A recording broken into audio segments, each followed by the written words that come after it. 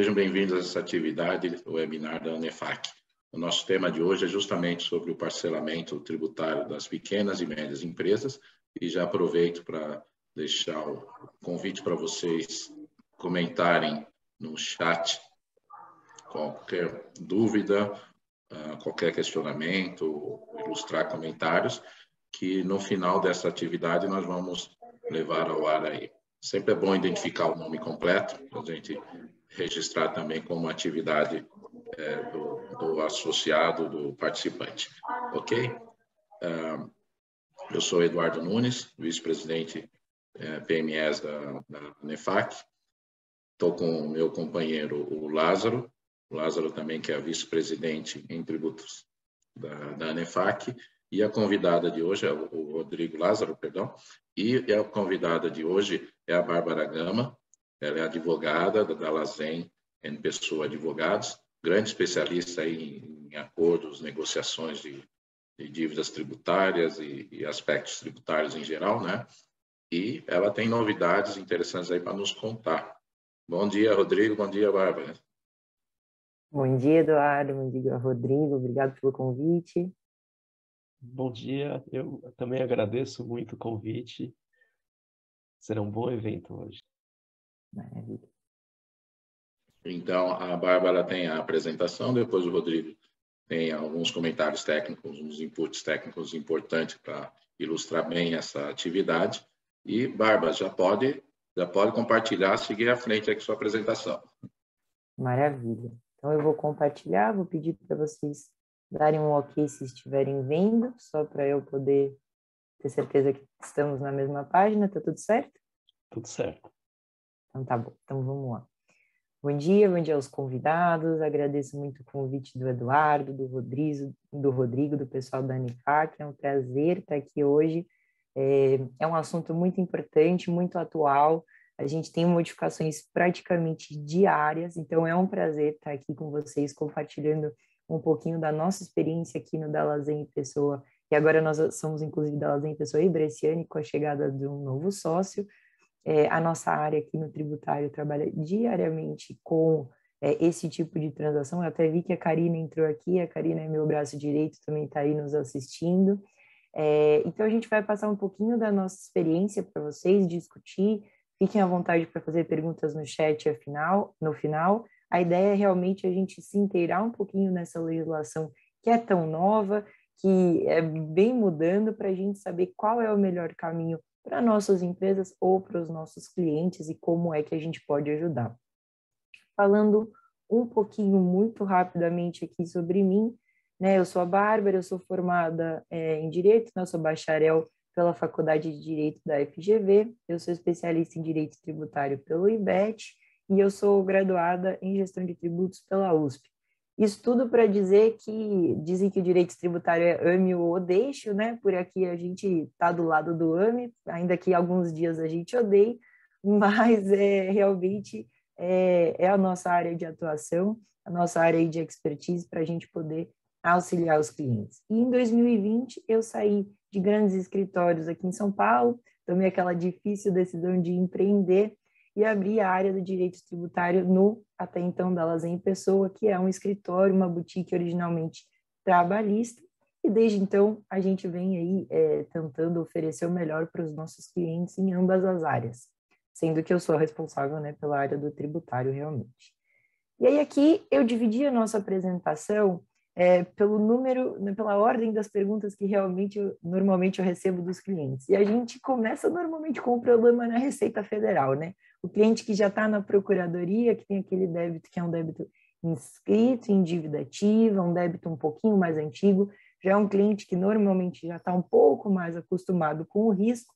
Então, a gente vai começar falando sobre os débitos da Receita Federal, né? O que acontece aí quando a gente está navegando nessas águas da Receita Federal e a gente encontra um cliente que tem vários débitos. Normalmente é aquele cliente que já parcelou, não conseguiu pagar, desistiu, parcelou de novo, entrou no parcelamento ordinário, pagou 3 parcelas, não conseguiu mais pagar.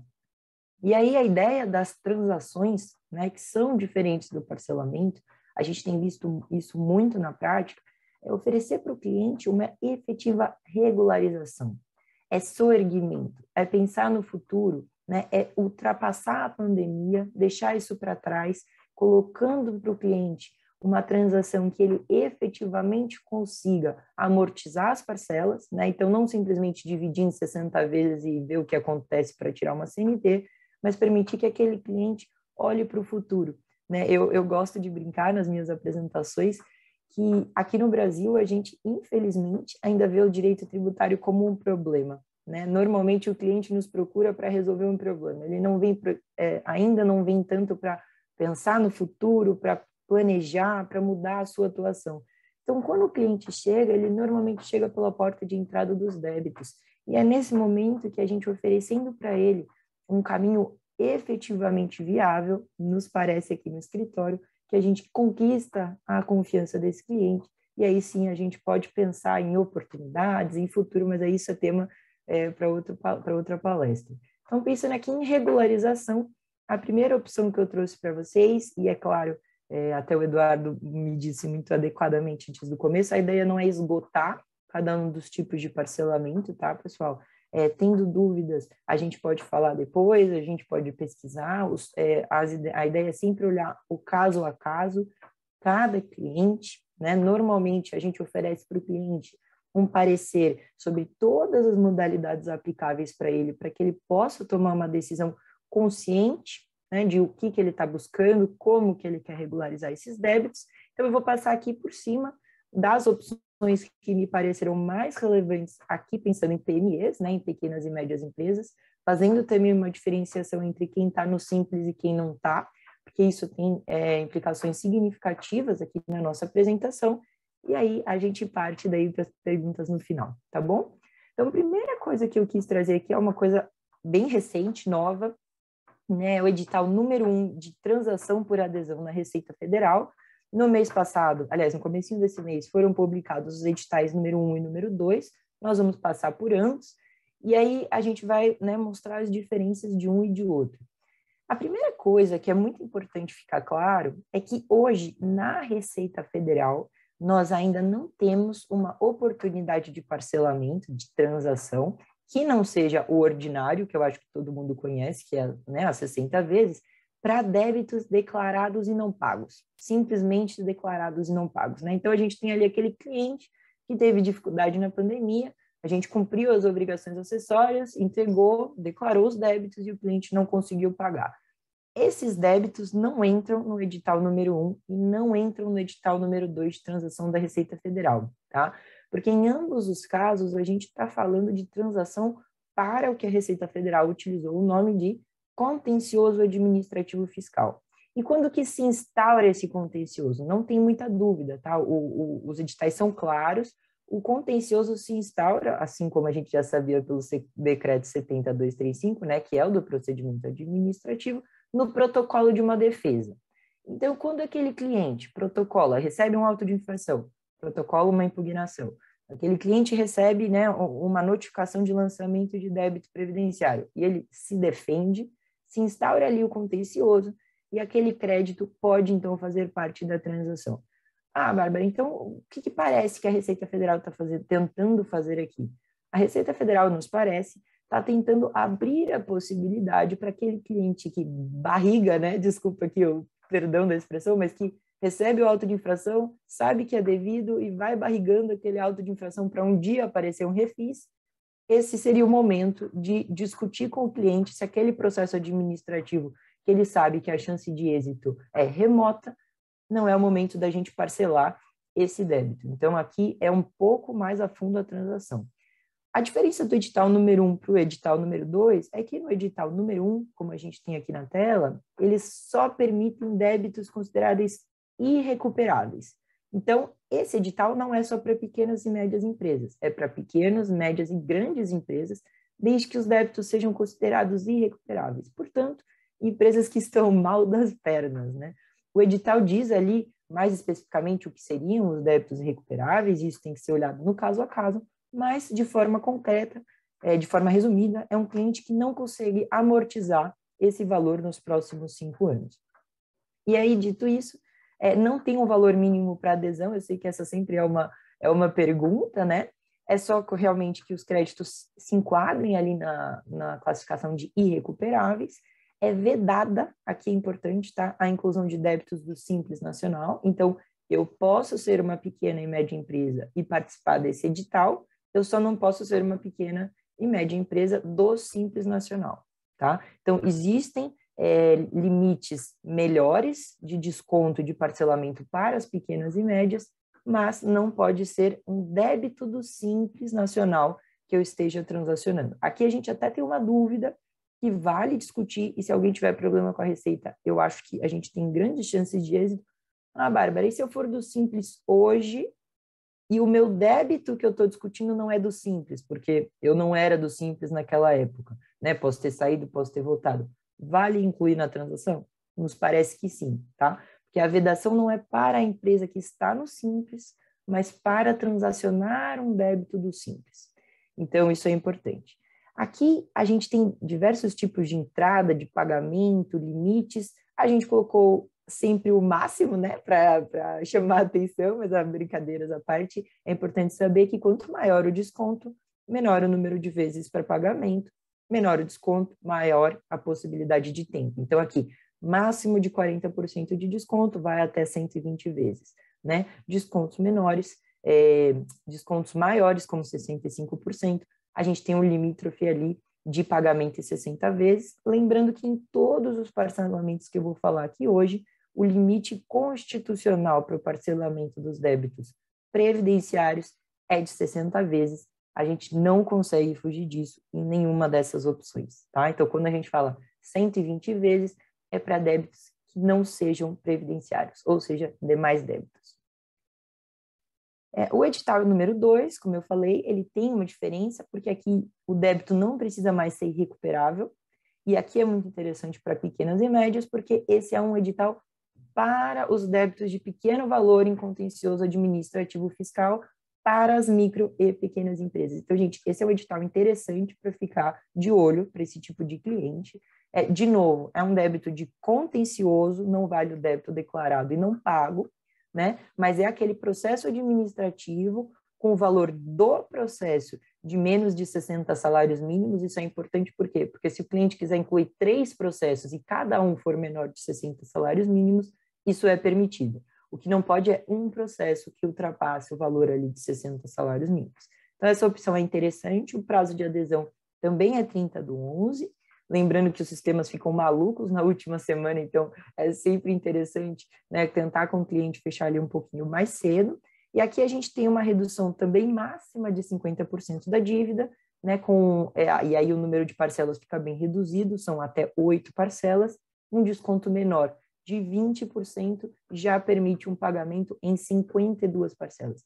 E aí, né, a gosto do freguês, a gente tem que ver ali para aquele cliente se vale mais a pena um desconto maior com um aporte mais significativo ou se aquele cliente precisa de tempo para pagar aquela dívida, né? Aqui a gente de novo tem uma vedação de inclusão de débitos do Simples Nacional, a vedação não é para empresas do Simples Nacional, então a gente tem que ver ali qual é o débito que está sendo discutido. Por exemplo, uma contribuição, nos parece que consegue entrar sem muitos problemas. Aqui a observação eu já falei, né, sobre os débitos declarados e não pagos, mas é uma observação importante. Aqui eu coloquei só porque eu achei que alguém podia ter essa dúvida, o help não está mais aberto, tá, gente? A gente fica aí com a palavra na cabeça, a gente tem outras opções, mas quando o cliente vem perguntar do help, porque é o que ele leu ali no jornal, a gente não tem mais essa opção, a gente consegue oferecer essas outras que a gente está conversando. E aí, gente, eu trouxe aqui uma coisa que também é muito nova, veio agora com a portaria 675, da Receita, desculpa, a portaria 208 de 2022 da Receita Federal, é a possibilidade da transação individual simplificada. Essa aqui nem está em vigor ainda, tá? A gente está se preparando para entender como que a Receita Federal vai utilizar esse instituto a partir de janeiro de 2023, e aí vocês vejam que o prazo bate muito com o fato de que os editais estão em abertos, até nos parece que os editais devem ser prorrogados até o final de dezembro, mas isso não está, né, previsto, porque aqui a gente vai começar em janeiro. qual que é a grande diferença da transação individual simplificada que a gente precisa ficar atentos? É só para débitos acima de 1 milhão. É de 1 milhão a 10 milhões. Então, se o cliente tem um débito menor do que 1 milhão, a gente precisa entender se ele se enquadra ali naquelas duas opções do edital, ou a gente puxa para a procuradoria, que é uma coisa que eu vou falar aqui um pouquinho para frente.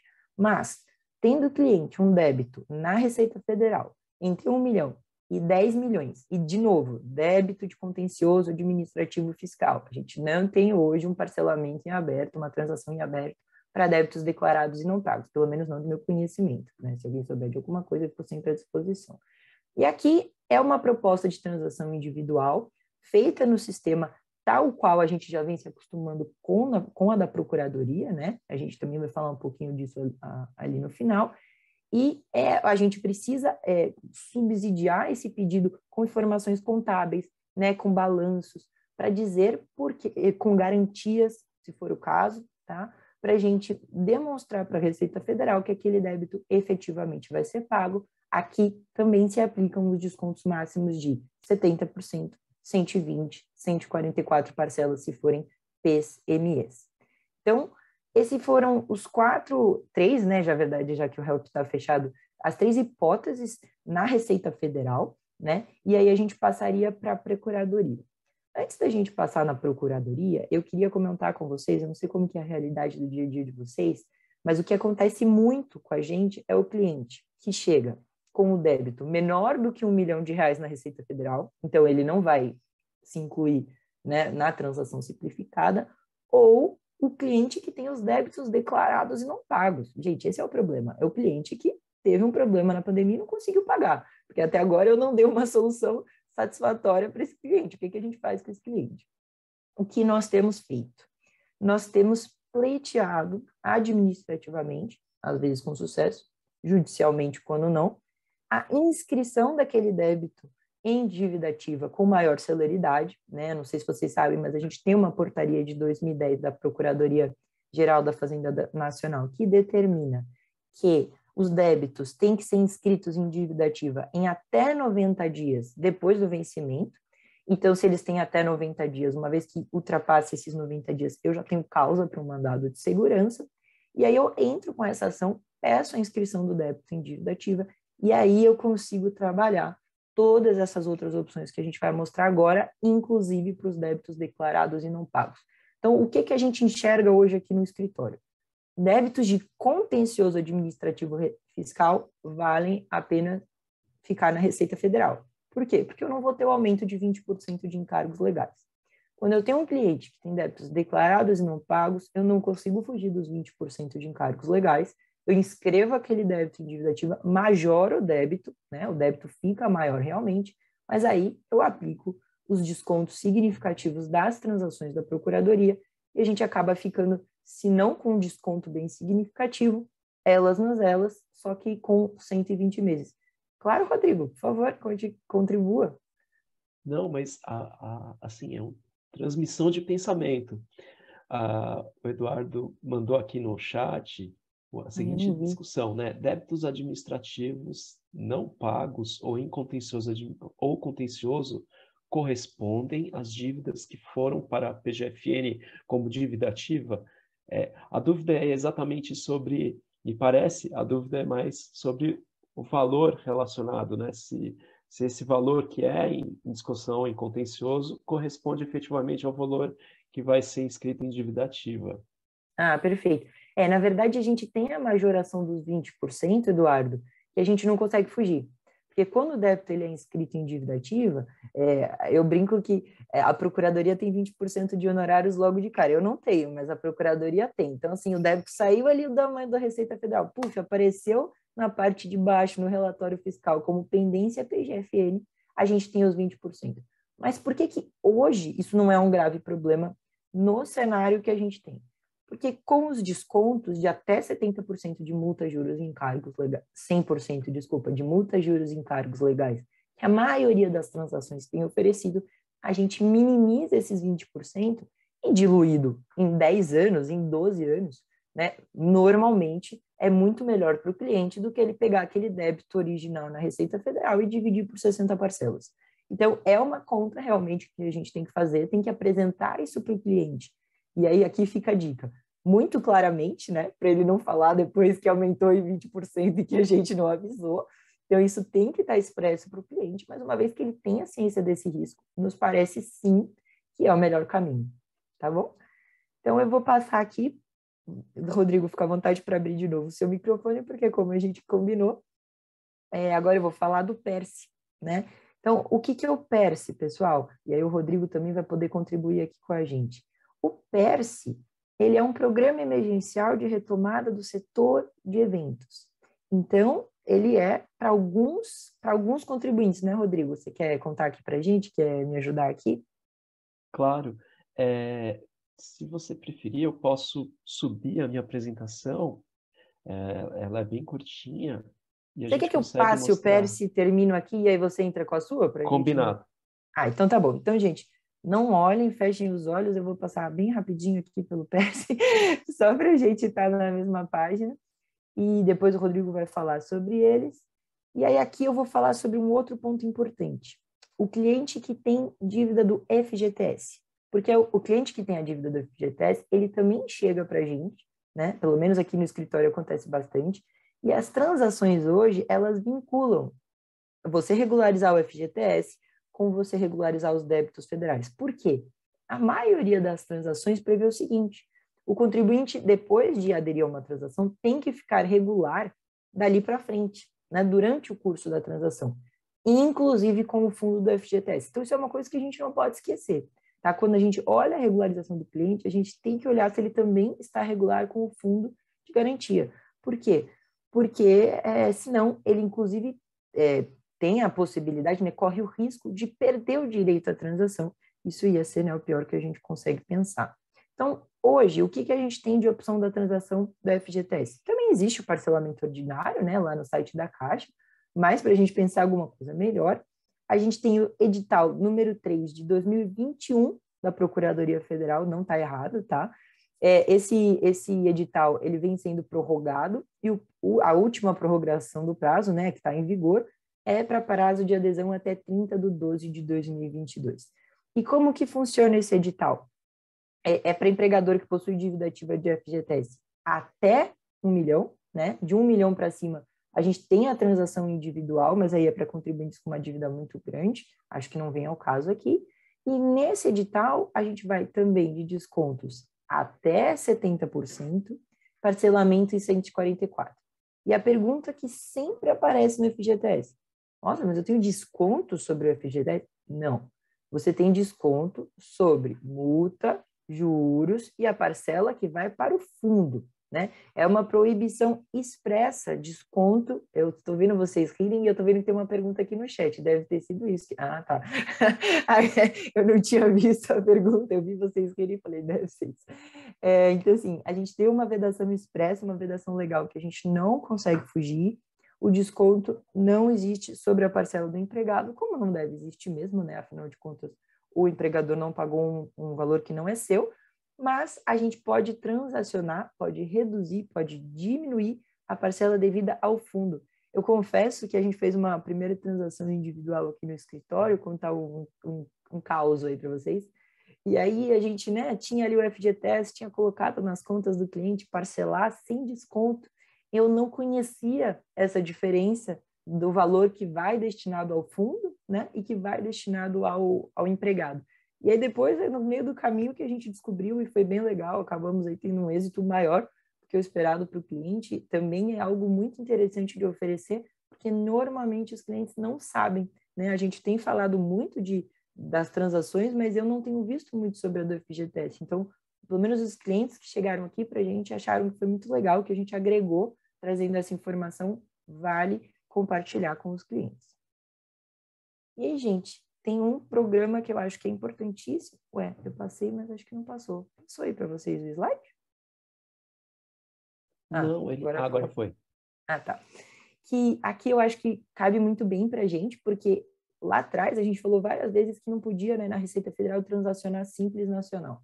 E aí, o que eu ofereço para esses clientes? De novo, a gente puxa os débitos desses clientes para a Procuradoria e a gente inclui eles no programa de regularização do Simples Nacional. E aí, aqui, é perfeito para o nosso público. É microempreendedor, microempresa, pequeno porte, débitos inscritos em dívida ativa da União, do Simples Nacional. Então, gente, aqui é muito interessante porque a gente tem a possibilidade de oferecer para o nosso cliente uma regularização. Mas a gente tem um ponto importante. Esses débitos, teoricamente, têm que estar inscritos em dívida ativa até 30 de junho. Não dá para fazer esse procedimento agora. E o que eu faço?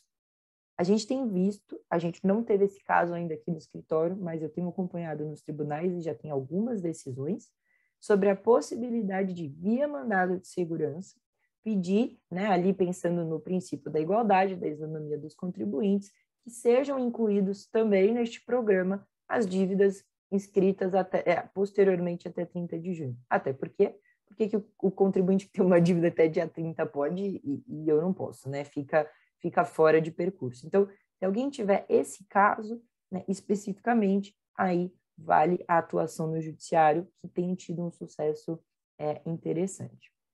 Prazo de adesão dezembro também. Então, esse ano é o ano das transações.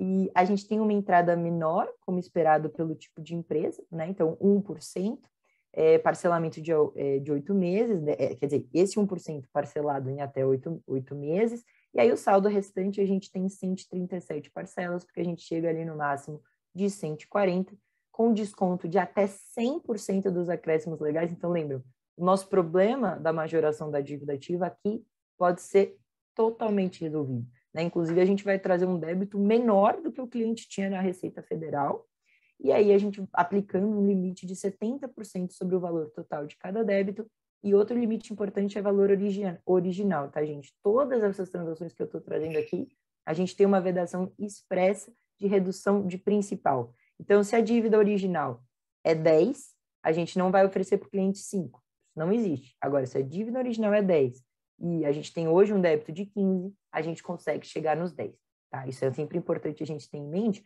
porque às vezes a gente fala 70%, o cliente coloca lá 70% na cabeça dele, e a gente não vai chegar nisso se for uma dívida recente, né?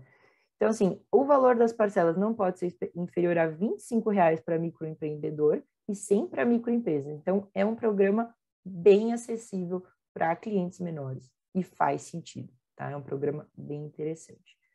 Por fim, eu trouxe a transação excepcional. A transação excepcional não tem vedação para o Simples Nacional, tá? E não tem vedação para porte de empresa. A gente já fez aqui para todos os portes, literalmente, pequeno, médio, grande e muito grande. E a transação excepcional costuma funcionar para todo mundo, né? Aqui os débitos são inscritos, não tem diferenciação de tipo de débito.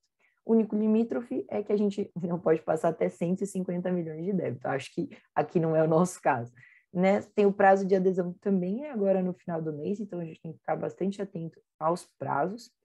Pode incluir qualquer débito, inclusive os previdenciários, isso também é importante, com exceção do FGTS e as multas criminais, que a gente já ofereceu para o cliente uma possibilidade. Então, não sei se vocês estão percebendo, mas o que acontece é que a gente nunca oferece para o cliente um parcelamento, né? A gente tem que mapear os débitos dele, entender o tipo de débito e o tipo de parcelamento cabível para cada né, modalidade do débito. E, ao final, a gente acaba criando uma parcela mensal com a soma de todas as pequenininhas. Também é legal ficar atento a isso, porque aí você faz um parcelamento e o cliente fala, mas isso era o que eu tinha para o mês todo. Bom, então não deu certo o nosso planejamento, né? Tem que olhar o global. Para a forma de pagamento, a entrada é de 4%, e, de novo, a gente tem 100% de desconto sobre os acréscimos financeiros, só que aqui o limite é de 65% e não 70%. Aqui eu já falo... para micros e pequenas empresas, a gente tem um aumento aí, né, para os 70%, sai de 65% para um limite máximo de 70%. E, por fim, gente, a última coisa que eu queria contar para vocês, compartilhar, que eu acho que ficou bem interessante também, é que aquela mesma transação individual que a gente tem na Receita Federal, agora a gente tem na Procuradoria, e aqui entrando em vigor no dia 1º de novembro. E por que isso é interessante? Vejam que tudo que a gente foi falando aqui tinha prazo de adesão. As transações individuais não têm, elas chegaram para ficar, né? Então, é uma coisa que a gente pode usar no nosso dia a dia, na realidade dos clientes. Então, aquele advogado, aquele contador que tem um cliente que tem vários processos administrativos, ele tem que estar sempre olhando a transação individual da Receita Federal, né, simplificada para contencioso, porque aquilo pode ser interessante para o cliente. Aquele cliente está aumentando o débito durante a discussão, né, a Selic agora está em alta, o Copom, né, só deve subir. Será que não vale mais a pena a gente aplicar 70% de desconto e aquele cliente quitar aquele débito? É bem possível que vale a pena. Aqui na PGFN, a gente também fica entre 1 milhão e 10 milhões, né? Também se apresenta o plano, também tem que apresentar garantia, escalonamento, documentos contábeis, tudo tal qual a gente fez lá atrás. E a única diferença, por óbvio, é que são os débitos inscritos e, de novo, a gente não tem o limítrofe do contencioso administrativo. Então, toda vez agora, né, nos parece que a gente tem um cliente, tem débitos declarados e não pagos, essa daqui é uma saída muito interessante daqui para frente. Então, a gente puxa os débitos para a procuradoria, né? Espera ali eles chegarem perto de 1 milhão, isso é importante, porque você também sair puxando cada débito, né, que você tiver, esse cliente vai começar a ser executado e aí não é interessante. Então, deixa os débitos acumularem lá na Receita Federal, puxa assim que eles estiverem perto do prazo, né, perto ali da data de vencimento e do valor, e aí sim a gente pode propor para o cliente uma transação individual simplificada de débitos da PGFN. Olha, se eu tivesse combinado os 30 minutos, não tinha dado tão certo. Deu 29 minutos e 28 segundos, pessoal. Esses aqui são os meus contatos, né? Se alguém quiser eventualmente falar com a gente, vai ser um prazer. O QR Code aqui tem meu e-mail, tem meu celular. Eu passo a palavra aí para o Eduardo e para o Rodrigo e fico à disposição para a gente conversar melhor ao final. Muito obrigada.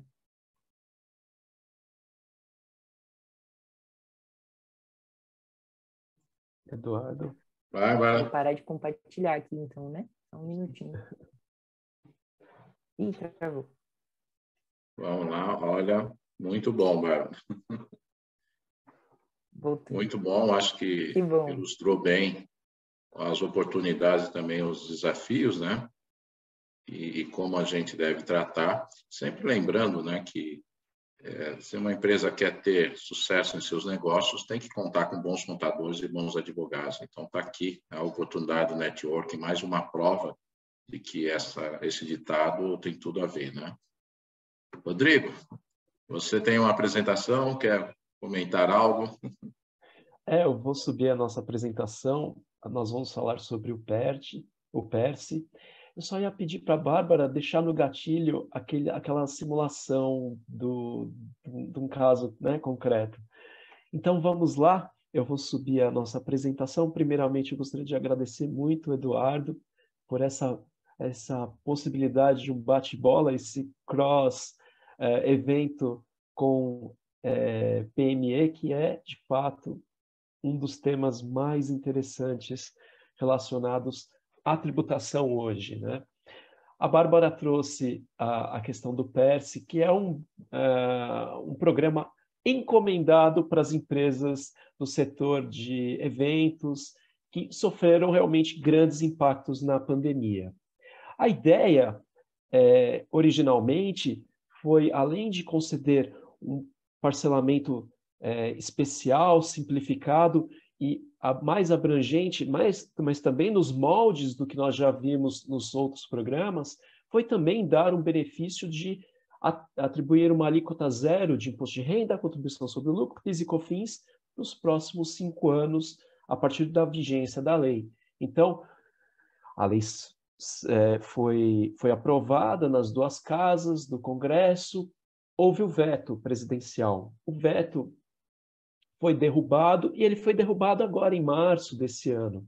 Então, Rodrigo, por que esse benefício veio um pouco intempestivo, né? Ele veio após a pandemia e já no momento de retomada econômica, né? Então, por que ele vem agora? Ele veio por conta desse vai e vem de derrubada de veto, mesmo porque é um benefício convergente com alguns tipos de renúncias fiscais que têm certo impacto no orçamento. Então, caindo esse veto, março de 2022 para cá, existe essa possibilidade da aplicação dessas alíquotas zero.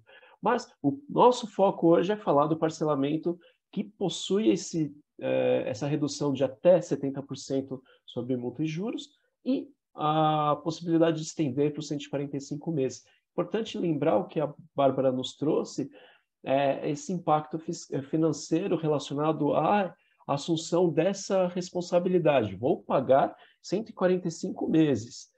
Isso, em termos de projeção financeira, é um compromisso relevante quando nós pensamos em termos de parcelamento, ainda mais com essa alta da Selic como ela trouxe. Então, quando nós pensamos em termos de estruturação desse tipo de compromisso, nada mais faz sentido do que você ter um tipo de estruturação de um plano de negócio para você saber que aquilo lá faz sentido você assumir ou não. Então, essas adesões vão agora até 31 de outubro, como muitos outros programas que nós temos aqui. Importante notar que para você fazer a migração de alguns programas, inclusive a Bárbara trouxe alguns deles, você tem que fazer a desistência de programas que você tem vigente agora para poder fazer a adesão em relação à transação relacionada a alguns débitos, ou, nesse caso do PERSE, você também tem que desistir do seu programa que está vigente até a data de hoje, dia 30 de setembro.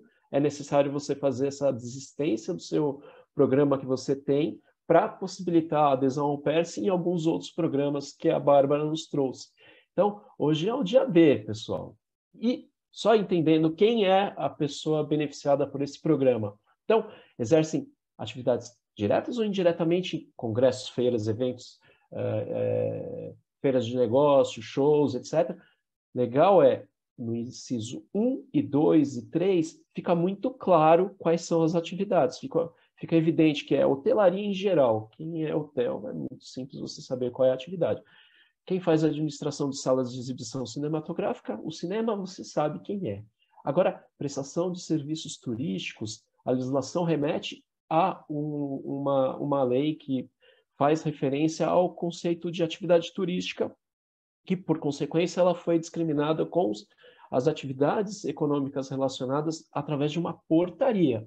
Nessa portaria, que foi emitida pelo Ministério da Economia, traz uma relação dessas atividades com esses quinais.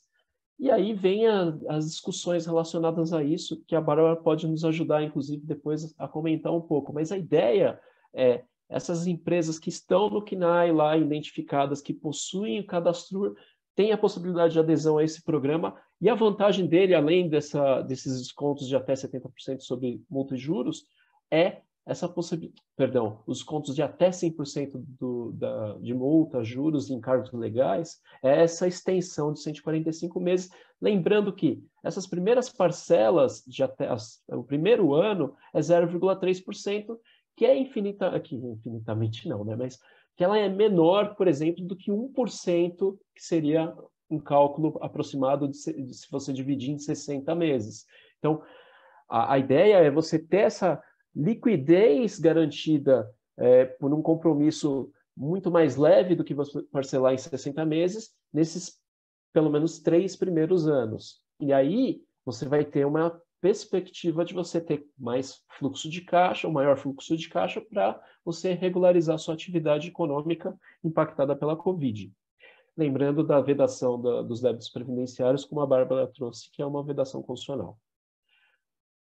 Aí, para a gente entender quem é efetivamente aquela pessoa impactada e vai ter aquele escalonamento de benefícios, de reduções e possibilidade de extensão desse pagamento, a Procuradoria traz uma análise relacionada a qual é o impacto que você teve na Covid para você ter, na crise pandêmica, para você ter uma mensuração, uma dosimetria em relação a esses benefícios, tanto de extensão como a possibilidade de você ter os descontos. Eles fazem um comparativo entre o março de 2019 na sequência em relação ao faturamento de 2020. Aquela demonstração de redução desse impacto é um rating que eles utilizam para identificar qual vai ser a redução relacionada a esse tipo de contribuinte. Então, aquele contribuinte verdadeiramente impactado vai ser agraciado por esse benefício. Não sei, Bárbara, se você quiser, a gente consegue projetar aquele exemplo que pode ilustrar um pouquinho como é esse cálculo. Na verdade, eu trouxe aqui um cliente que recentemente, na verdade, recentemente não, até tem a data aqui, nós aderimos para esse cliente no final do ano passado, né? Então, ele chegou com débitos na Receita Federal que eram previdenciários, e aí a gente não teve muito para onde correr mesmo, a gente colocou ele no ordinário, e aí ele tinha débitos do Simples Nacional e demais débitos, ambos inscritos, né, na PGFN, porque como eu falei, a gente, apesar de ter uma pequena empresa, a gente pode ter um cliente que tem débitos do Simples e não tem. No caso do PERSE, ele não faz essa diferenciação. Você apenas tem que fazer duas adesões, duas contas. Um PERSE Simples Nacional e um PERSE demais, mas todos os débitos podem entrar. E vejam que significativo. Esse cliente, ele tinha R$404 mil de débito atualizado do Simples. A gente conseguiu 145 parcelas e como realmente é um buffet, né, que teve uma queda de faturamento muito brusca, a gente teve um pouco menos de 50% de desconto. Super significativo, R$188 mil de desconto para um buffet, né, um buffet desses de alimentação, então assim, um valor muito significativo, ficando um valor de parcelamento de 215 mil, uma parcela inicial, né, as 12 primeiras, como o Rodrigo bem explicou, depois a gente tem um escalonamento, mas, gente, é uma entrada, é um valor de parcela muito baixo, 647. Se antigamente a gente pegasse 404 mil e simplesmente dividisse por 60, né, era impagável. Então, aqui foi bem interessante para esse cliente. Para os demais débitos, já eram débitos menores, né, mas mesmo assim, de 55 mil, a gente teve aí 15% de desconto, que dá 30%, né? Tem quase 30% de desconto. E, de novo, débitos mais recentes, tá? Por que aqui a gente não chegou a descontos totais? Porque a gente tem a vedação de redução do principal, né? Então, aqui que a gente vê que não dá para falar para o cliente assim, é 70%. Não, é desconto de multa e juros e encargos até 70% do débito, né? Mas, o que você acha, Rodrigo? O que você pode comentar aqui para a gente? Isso é interessante, além de levar em consideração que não é todo e qualquer débito que poderia ser objeto de adesão. Então, tem uma data de corte, que é a data de inscrição do débito em dívida ativa. Então, é muito provável que ele tinha mais débitos, mas foi contemplado débitos até 30 de junho de 2022, nesse caso. Então, como a Bárbara falou, a combinação de benefícios é que tem que ser sempre levada em conta. Então, os débitos de junho de 2022 em diante, de inscrição em dívida ativa em junho de 2022, podem ser objeto de outro tipo de benefício fiscal. Então, tá antenado para saber qual é o melhor caminho para ser seguido em relação a cada um dos contribuintes que a gente tem que analisar. Exatamente. Não sei como que você trabalha, Rodrigo, aqui no escritório. O nosso trabalho nesse tipo de parcela de transação, a primeira coisa que a gente oferece, eu chamo de parecer, mas não é, pode ser um e-mail, pode ser, né, depende aí do tipo do cliente, né, em que a gente oferece, olha, para tal débito vai ser tanto, e aí aqui você pode 145 parcelas com tanto de desconto, 100 parcelas com tanto de desconto, porque às vezes a gente também acha que o cliente quer o máximo de número de parcelas, às vezes não, às vezes aquele é um cliente que pode colocar um cash ali um pouco mais alto e prefere 200 mil de desconto. Então, é bem interessante a gente compartilhar com eles as oportunidades, as possibilidades, né? E deixar aí para o cliente escolher essa combinação do melhor jeito que for funcionar para ele, né? Isso que é importante. Na sequência, eu ia comentar um pouquinho sobre a portaria, Então né? E aquela discussão sobre o KNAI. E aqui eu vi que você até separou algumas decisões relacionadas a esse assunto, que a gente pode até bater uma bola aqui. Se você quiser, eu projeto aqui. Isso. Deixa eu tirar aqui, que só um minuto. Vou clicar, vamos ver se vai. Stop share. Foi.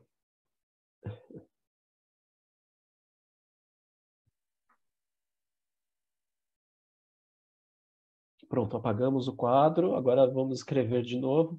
Então, essa portaria do Ministério da Economia, que nós comentamos, que traz a regulamentação em relação àquele último inciso, ela traz uma questão interessante que hoje é alvo de uma certa litigiosidade. O primeiro ponto é, os CNAEs que estão enquadrados ali, de forma mais abrangente, indicam restaurantes, algumas atividades que potencialmente existe uma certa divergência se eles efetivamente são turísticos ou não, ou de eventos. Então, por exemplo, uma empresa que faz montagem de andaimes, ela pode tanto trabalhar para a construção civil como para uma atividade turística. O CNAE está lá. Aí a discussão ela tem efetivamente atividade turística? O ponto mesmo que CNAE garantido, eles estão exigindo um cadastro, que esse cadastro de prestadores de serviços turísticos, que é o Cadastur, tenha sido emitido antes de maio de 2021, para demonstrar que efetivamente ela tinha o foco na atividade turística e de eventos, e eliminar de forma coordenada aqueles que estão tentando buscar na carona desse benefício fiscal, ter uma redução fiscal, né, de recolhimento do imposto de renda, contribuição, etc., e ao mesmo tempo ter esse benefício fiscal do parcelamento. Então, a ideia dessa portaria foi evitar caroneiros e identificar quais são as atividades efetivamente turísticas de evento. O ponto o Cadastur faz diferença para demonstrar que é uma atividade econômica relacionada a esse benefício? O Cadastur é um cadastro simples, não tem uma análise complexa do Ministério do Turismo. Então, o restaurante em si depende do cadastro para integrar o setor de turismo? Essa é a grande questão e que hoje existe uma certa discussão no judiciário. Da mesma forma, essa receita que vai ser atrelada ao PERSE, tanto do desconto como na possibilidade da alíquota zero, esses dois, efetivamente, essas receitas são atreladas ao CNAE que executa esse serviço de turismo e eventos. Então, são essas discussões que trazem uma certa complexidade em relação à aplicação desse benefício. O que o judiciário tem se comportado? Algumas liminares foram concedidas, uma em relação a uma empresa que possui atividade de prestação de serviço com foco mesmo na atividade de turismo, ela conseguiu demonstrar que a exigência desse cadastro, que efetivamente não comporta uma análise efetiva sobre a execução de uma atividade tanto de eventos como de turismo, não poderia limitar o seu direito à adesão ao PERSE. E aí ela obteve essa liminar. Por quê? Porque, segundo essa decisão, incluir esse plus, essa necessidade de comprovar esse cadastro, não tem uma previsão legal na lei que institui o PERSE. Portanto, ele extrapola os limites da lei e, portanto, é um ato ilegal. Portanto, então, por conta desse tipo de restrição ilegal, que não tem a previsão dentro dessa lei que institui o PERSE, foi concedida a liminar em favor desse contribuinte. Da mesma forma, o Tribunal Regional Federal da 4ª Região trouxe o mesmo entendimento, já isso em âmbito de tribunal, em segunda instância, a designação que você tem o CNAE lá, e você tem uma atividade atrelada a eventos e turismo, faz todo sentido você ter esse benefício, e o cadastro seria um ato ilegal. Da mesma forma que existem liminares, existem decisões desfavoráveis, uma delas aqui de São Paulo, que traz essa questão de interpretação do conceito de benefício fiscal. Existe uma vedação no Código Tributário Nacional relacionada à extensão de benefícios fiscais de forma a trazer uma interpretação em benefício do contribuinte. Então, a interpretação segundo o artigo do CTN você trazer uma interpretação ampliativa que viabilize a fruição de um benefício fiscal em favor do contribuinte, isso seria algo que traria uma certa discussão sobre a violação a esse dispositivo do CTN. Ou seja, você interpretar de forma ampliativa benefícios fiscais, teria uma vedação legal expressa. E o ponto aqui, no caso, a juíza interpretou, inclusive eu acredito que ela subiu para o TRF3 agora, nessa semana, ela trouxe o seguinte ponto: você não pode adentrar ao mérito administrativo relacionado à interpretação, e não só a interpretação, mas também a disposição relacionada àquele benefício. Se o executivo propôs, se o executivo identificou e ele centralizou o seu alvo em relação àquele benefício fiscal, não pode o judiciário, de forma lateral e de forma a enfrentar o problema da limitação de enfrentamento entre os três poderes, trazer uma vedação que tem uma certa previsão dentro do Poder Executivo. Então, dentro desse conceito, dessa interpretação que hoje existe também, é sempre bom pensar qual seria o melhor caminho para identificar se vale a pena uma discussão judicial ou não relacionada a essa exigência do cadastro ou não. E o ponto aqui nós estamos falando de empresas no Simples Nacional, empresas micro e pequenas empresas. É possível você acumular os dois benefícios? Segundo a jurisprudência hoje e um dispositivo expresso, que é a Lei Complementar 123, não há possibilidade de nós termos a acumulação tanto do PERSE como do Simples Nacional. Você expurgar do cálculo do Simples o IR, a contribuição sobre o lucro, PIS e COFINS. Isso não dá. Por quê? Porque, obviamente, você não pode ter, como diz essa jurisprudência, o melhor dos dois mundos, ter o benefício e também ter um segundo benefício relacionado ao recolhimento tributário e previdenciário. Então, qual é a ideia? E bem em linha o que a Bárbara falou. É válido avaliar os benefícios previdenciários do Simples em comparações às isenções do PERSE. Por quê? Porque, eventualmente, uma empresa que possui uma folha muito substantiva em relação àquela atividade econômica, às vezes o benefício do Simples Nacional faz mais sentido do que você migrar para essas alíquotas reduzidas do PERSE. Então, novamente necessário você sempre fazer esse estudo prévio antes de você buscar migrar para esse tipo de benefício. Bárbara, se você quiser complementar algum ponto que eventualmente tenha ficado...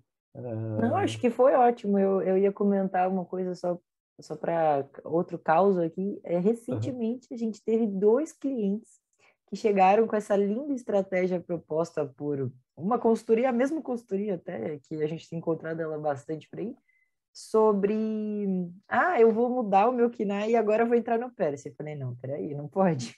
Então, assim, a gente precisa tomar esse cuidado que você falou da data ali de efetivamente oferecer isso para os clientes que se adequam ao PERSE e não adequar o PERSE ao cliente, né? Eu acho que esse é um ponto importante e também hoje não tem necessidade. Com esse número de benefícios que a gente tem, com certeza a gente consegue propor para o cliente alguma coisa vantajosa.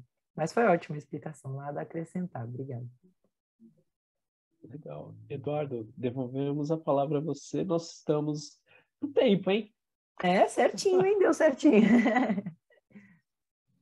Tá sim, tá dentro do tempo. E, pessoal, envie suas dúvidas, comentários para a gente concluir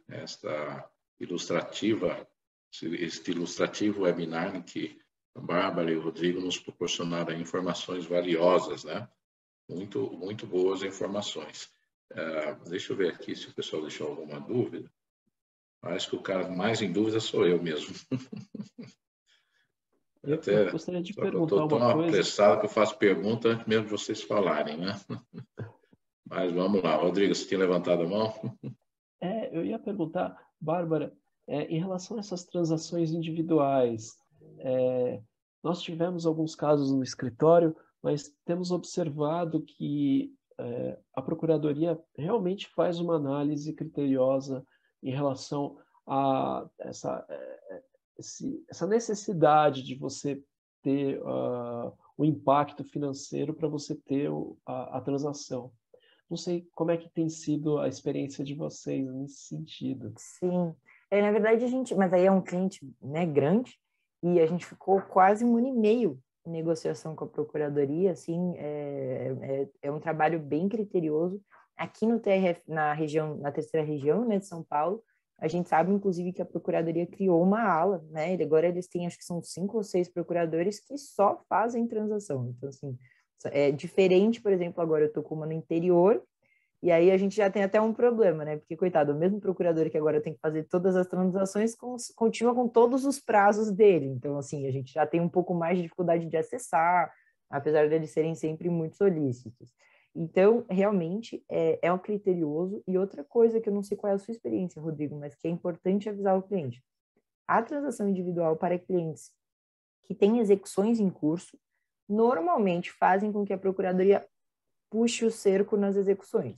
Né? A gente teve um redirecionamento para um sócio, a gente teve a Procuradoria tentando, no caso de uma RJ, embargar, porque eles pressionam no judiciário para o cliente realmente chegar ali ao curso, ao final da transação, sabendo que precisa daquilo, e aí suspendem-se os processos. Então, também é uma coisa que eu aviso ao cliente. Transação individual, a gente só começa se for para você chegar ao final, né? Para você só fazer uma proposta e ver o que acontece não costuma fazer sentido. Então, acho que ia ser legal comentar também. Dessa questão de apertar o cerco na execução fiscal, nós temos observado que existe aquele romantismo, bom, eu fiz uma apresentação de uma proposta, vou apresentar na execução e isso vai ser o necessário para eu ter pelo menos aquela suspensão processual do Código de Processo Civil e tal. E a gente explica, não é bem assim. Essa transação é totalmente extrajudicial e o impacto relacionado a essa possibilidade de conversão em um acordo não vincula a continuidade da execução. Então, pessoal, o que a Bárbara trouxe é fundamental. É saber que se você tem um contencioso em curso, sempre administrar esse risco relacionado a bloqueios, inclusão de sócios e, na mesma perspectiva, saber que a exposição sempre vai existir enquanto você não tiver um plano de pagamento. Exato. Não sei, Eduardo, eu acho que esse é o recado que a gente precisava dar hoje. Mas eu tenho uma dúvida residual aí.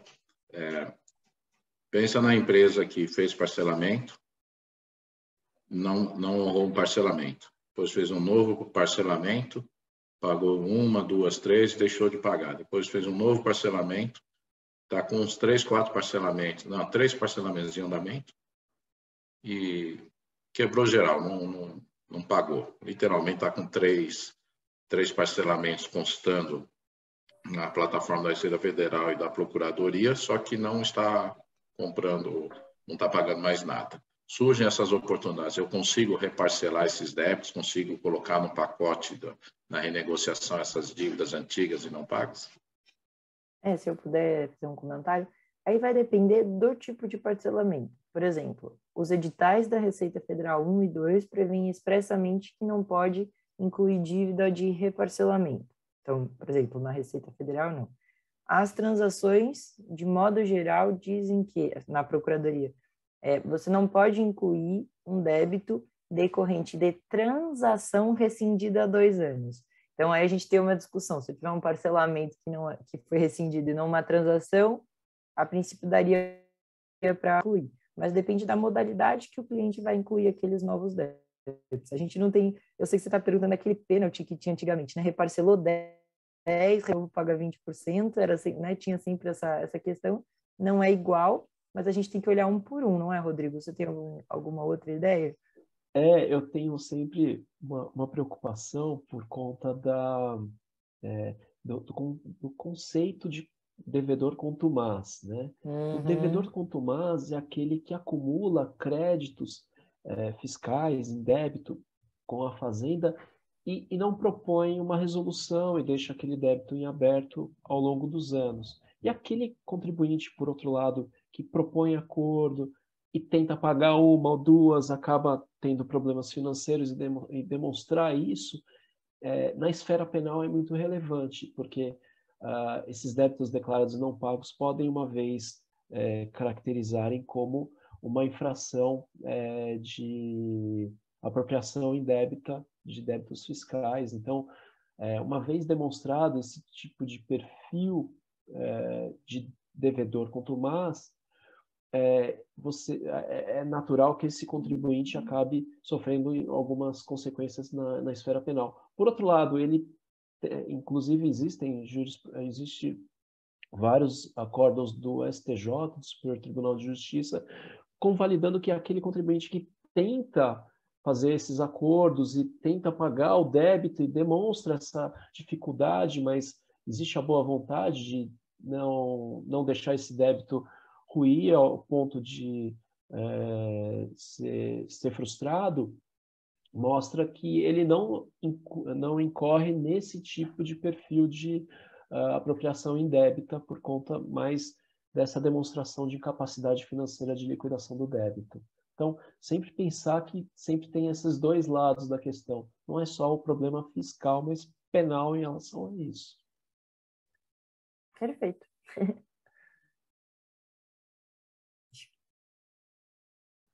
Pessoal, acho que é isso, né? Foi muito bom.